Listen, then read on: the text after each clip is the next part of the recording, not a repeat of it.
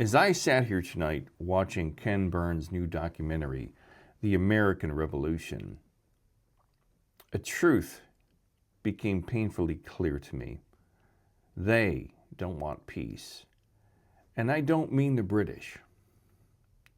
For centuries, we've been taught to see conflicts as contests between nations, uniforms, flags snapping in the wind. But the older I get, the more I realize the uniforms were only costumes, the flags only props. What we're really watching again and again is the same ancient struggle. Ordinary people trying to live their lives and the people who profit when they can. They are not a country. They are not a king, not a parliament. They are something colder, older, and far more enduring. They thrive in disorder.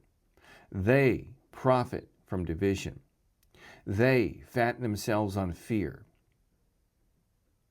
In the paintings, in the drawings that floated across the TV screen tonight of men in ragged clothing marching through snow and mud, I didn't see war. I saw people caught in the gears of a machine that has never stopped grinding.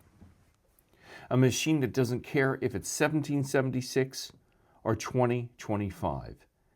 It only needs conflict. It feeds off of conflict. Peace is good for people. War is good for them. And peace, real peace, is fragile.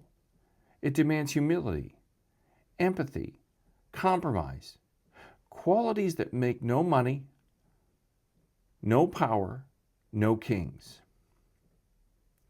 Ken Burns tonight wasn't just documenting a revolution. He's documenting a pattern. The same faces reappear across centuries. Landowners, industries, investors, people invested in chaos, slavery, whispering behind walnut desks, shaping the world through shadows. Because peace gives us room to think. It gives us room to breathe, room to realize we never needed masters in the first place. And maybe that's why the pattern never ends. Because the real revolution, the one we still haven't finished, is the one inside each and every one of us. They don't just want obedience. They want slaves. Not slaves in chains. Slaves in jeans and t-shirts. Slaves who carry their shackles in their pockets, sleek, glowing, addictive. We are the slaves to gadgets that devour our attention, slaves to screens, slaves to voices telling us what to buy, fear, love, and hate. And with each swipe, our will erodes, our independence dulls, our ability to think critically fades. Confused, overwhelmed, we no longer fight them, we fight one another. Like tethered dogs who can't reach their true enemy, we tear into one another instead.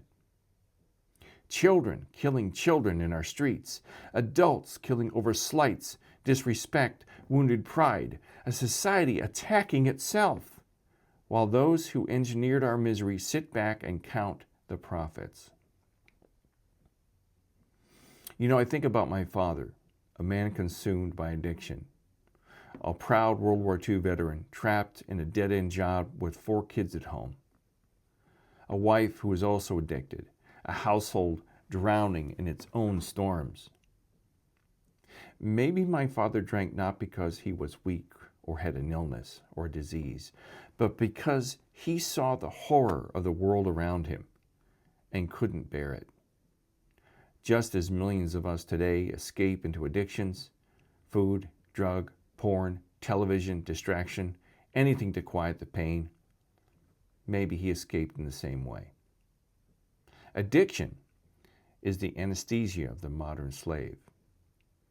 Meanwhile, the corporations that rule the world bask in the glow of our misery. Every conflict is profit. Every division, leverage. This, my friends, is the new bondage. Elegant, invisible, carefully engineered. But perhaps a nonviolent revolution is in the air. If we sit still, just for a moment, take a deep breath, breathe, look around with intention, we might see what they fear the most. We are free. We control them, and we can take back our freedom with a silent revolt against the machine of profit.